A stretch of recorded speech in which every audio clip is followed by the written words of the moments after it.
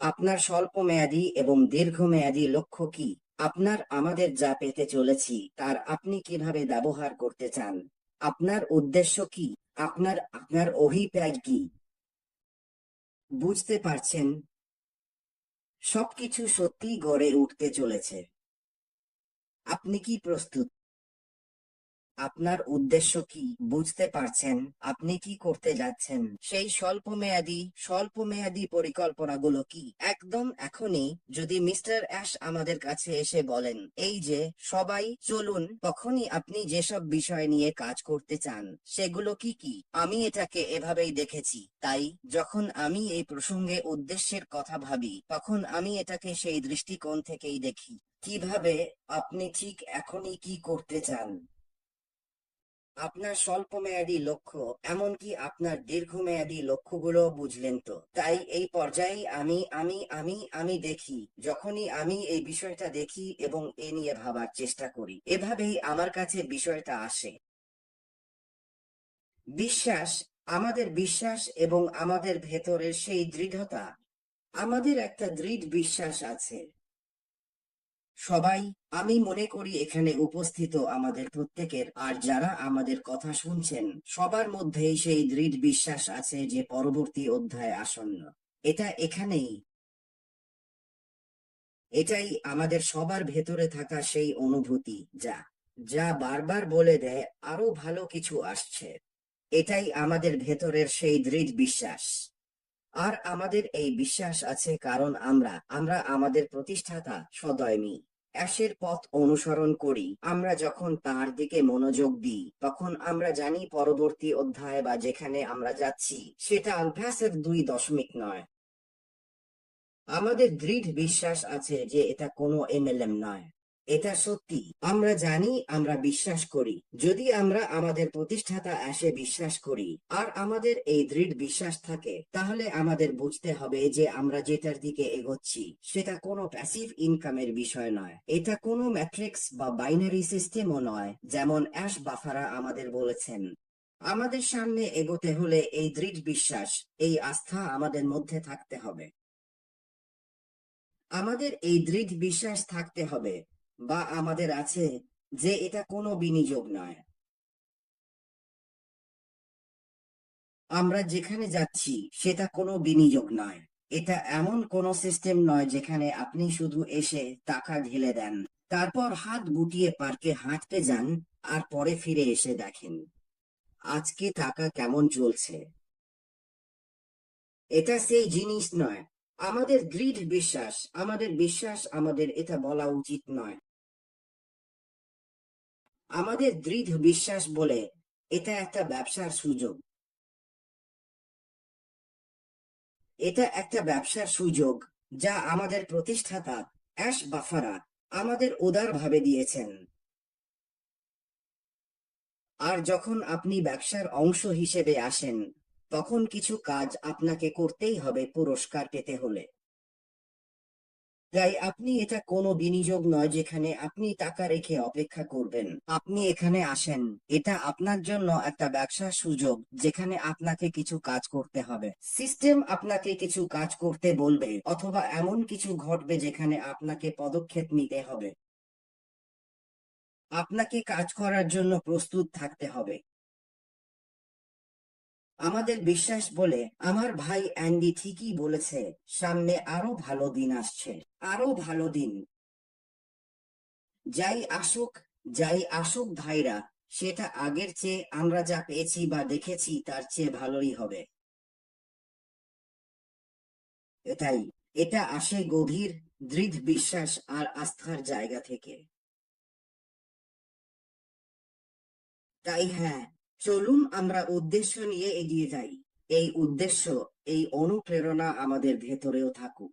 তিনি যখন আসবেন তখন আমরা কি করব সেই বিশ্বাস আমাদের মধ্যে থাকুক, কারণ এটা আসন্ন, এটা জেনে।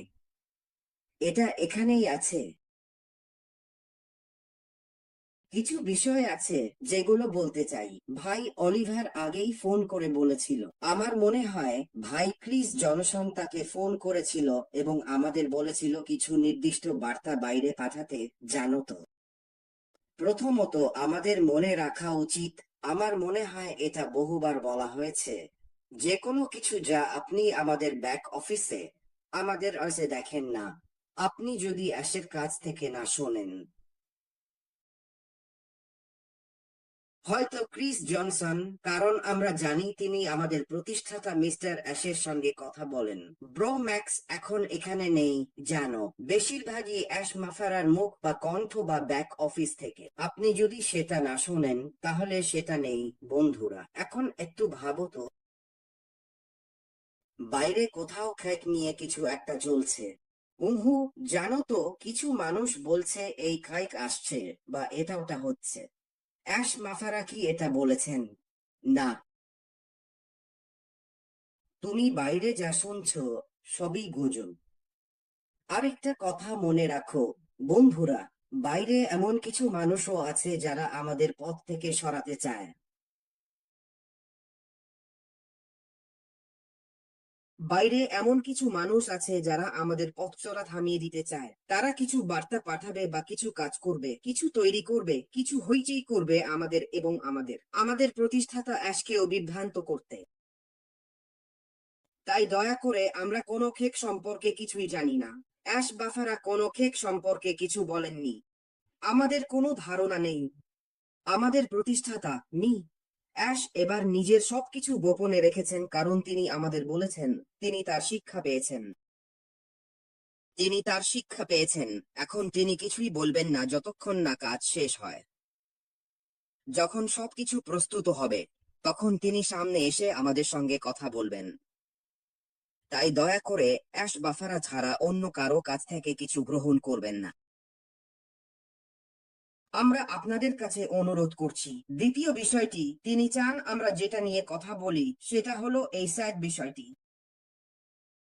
আপনারা জানেন, মি অ্যাশ বাফারা এসেছিলেন, আমার মনে হয় গত মাসে। প্রথমবার তিনি এসেছিলেন, তিনি আমাদের স্যাড বিষয়টি নিয়ে যথেষ্ট তথ্য দিয়েছিলেন, পর্যাপ্তের চেয়েও বেশি তথ্য। তিনি বলেছিলেন তারা এখন মীমাংসার পর্যায়ে আছে। উভয় পক্ষই মীমাংসার পর্যায়ে আছে। তারা মীমাংসার আলোচনায় আছে। এটা আমাদের জন্য যথেষ্ট তথ্য।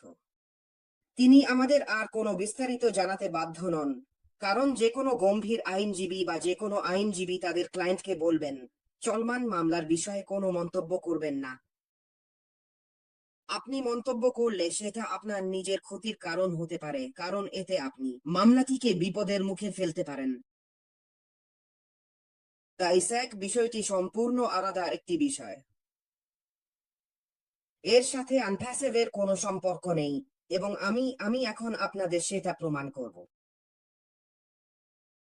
স্যাক মামলার সাথে আনফ্যাসেভের কোনো সম্পর্ক নেই, আমি আপনাদের সেটা প্রমাণ করি। আপনারা যদি মনে করেন স্যাক তার মামলা দায়ের করেছিল, আমার মনে হয় সেটা ছিল ওহো, জুলাই মাসের দিকে 2023 সালে, ঠিক তো? এটা প্রমাণ করার জন্য যে এর সাথে আনফ্যাসেভের কোনো সম্পর্ক নেই, সেই বছরের সেপ্টেম্বর মাসে অ্যাশ বাফারা আনফ্যাসেভ চালু করেছিলেন। আমরা কি চালু করিনি? এটা কি বাজারে যায়নি? আমরা কি প্রবেশ করিনি যাতে মানুষ টাকা উপার্জন করেছে? যদি তাই হয়, তাহলে কিভাবে কিভাবে স্যাক আনফ্যাসেভকে প্রভাবিত করে? তাহলে আপনি যদি এই দৃষ্টিকোণ থেকে দেখেন, দয়া করে, স্যাকের বিষয়টি আমাদের অগ্রগতি বা আমরা যেখানে আছি তার সাথে কোনো সম্পর্ক নেই। এটাই সেই বার্তা যা আমরা আপনাদের কাছে পৌঁছে দিতে চাই। তাই চিন্তা করবেন না।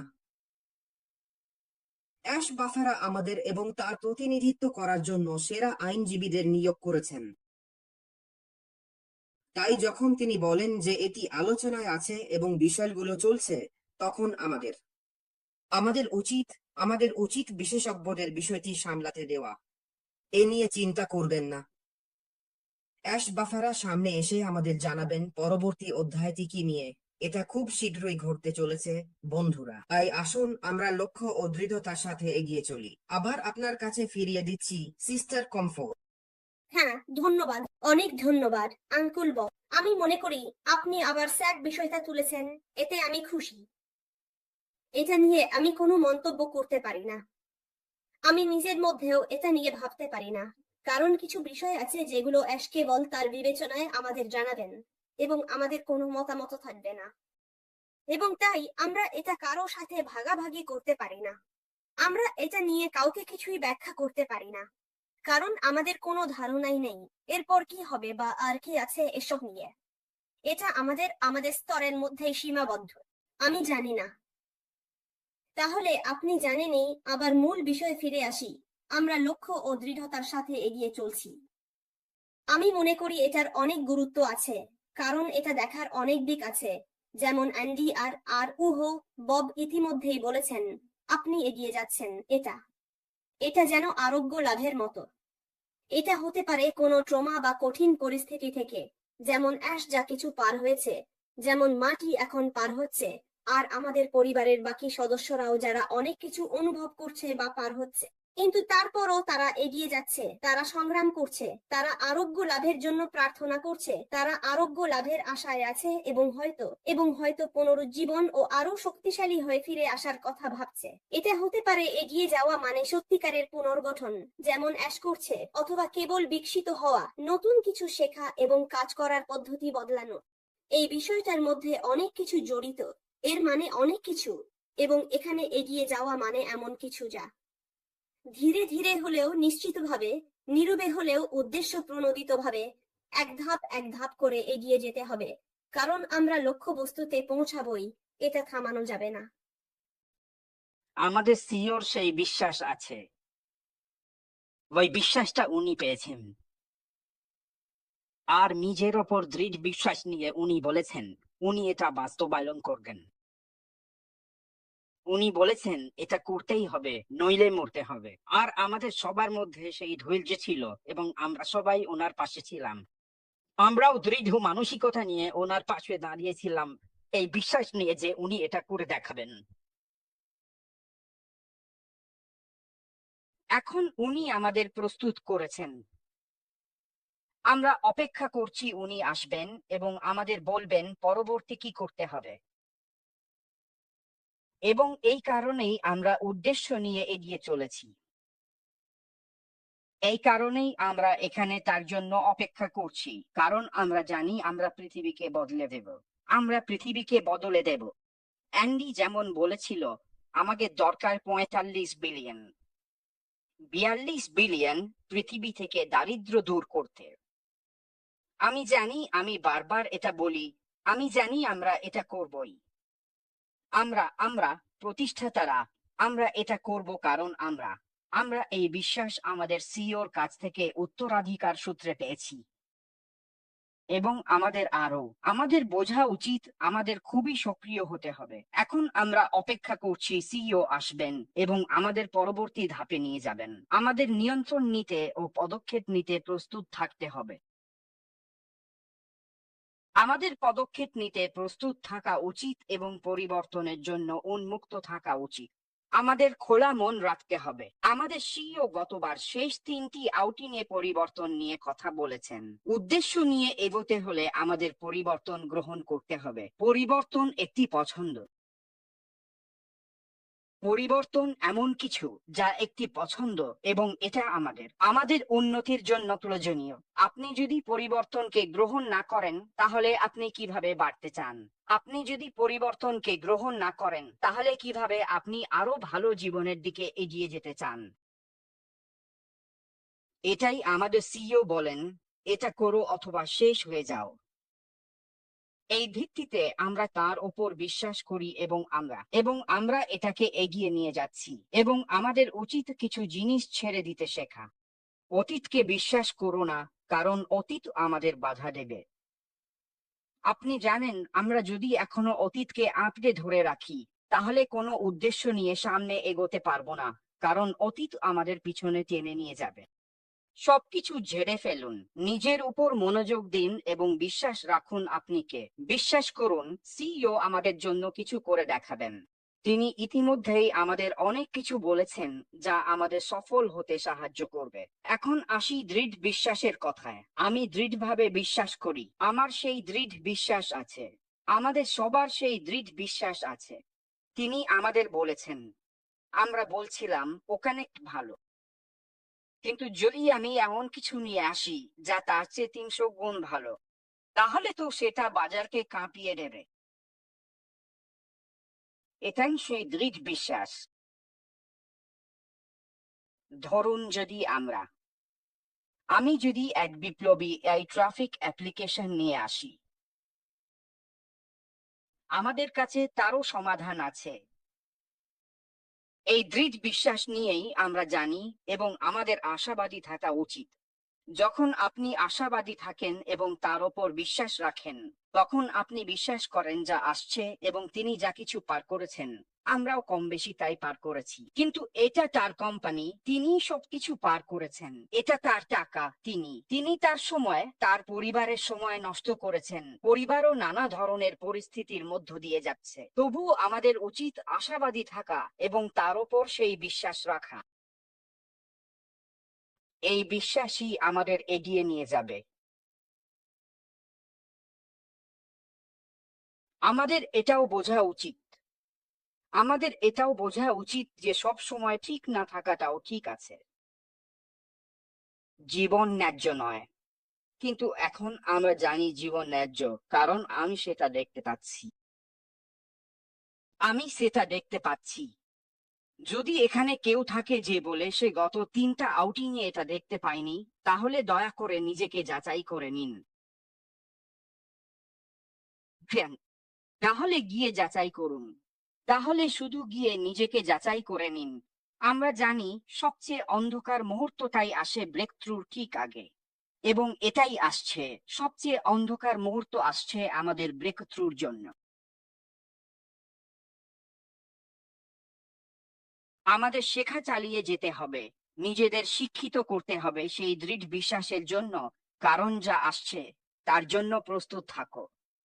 তুমি যখন কোনো পদক্ষেপ নেবে তার আগে শিখবে, কারণ এখন সে যখন পরবর্তী ধাপ উপস্থাপন করতে আসছে। তুমি কি প্রস্তুত? বব যেমন একটু আগে জিজ্ঞেস করলো, তুমি কি প্রস্তুত, তুমি কি মনোযোগী? আমি জানি আমরা ঠিক আছি। আমি গত 5 বছরেরও বেশি সময় ধরে এই কোম্পানিতে এটা বলে আসছি, কারণ আমি এটা দেখেছি। আমার সেই বিশ্বাস আর দৃঢ়তা আছে যে এটা আসবেই। আমি প্রতিদিন শিখি। আমি প্রতিদিন ববের সঙ্গে কথা বলি। পুরো টেক টিম আমরা সব সময় কথা বলি।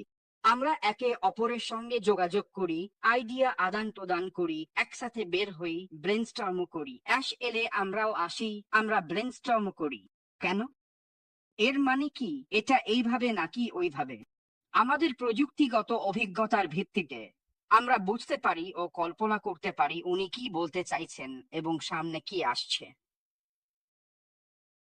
আর সেই কারণেই আমরা বলতে পারি আমরা ফোকাসড এবং আমরা ঠিক আছি। নিরবচ্ছিন্ন শেখা চলছে এবং আমরা শিখতেই থাকবো। আমরা শিখতে থাকবো। আর আমাদেরও সেই দৃঢ় বিশ্বাস আছে উনি দুনিয়ার জন্য মূল্য নিয়ে আসবেন। আমাদের সামনে আরো ভালো ভবিষ্যৎ অপেক্ষা করছে। উনি বড় কোম্পানি, মাঝারি কোম্পানিগুলোর জন্য সমাধান নিয়ে আসবেন। হ্যাঁ, ঠিক। কোম্পানিগুলো আরো বেশি টাকা উপার্জন করতে পারবে। আরো উন্নত প্রযুক্তি, যা সম্পূর্ণ একীভূত এবং অনেক অনেক সাশ্রয়ী।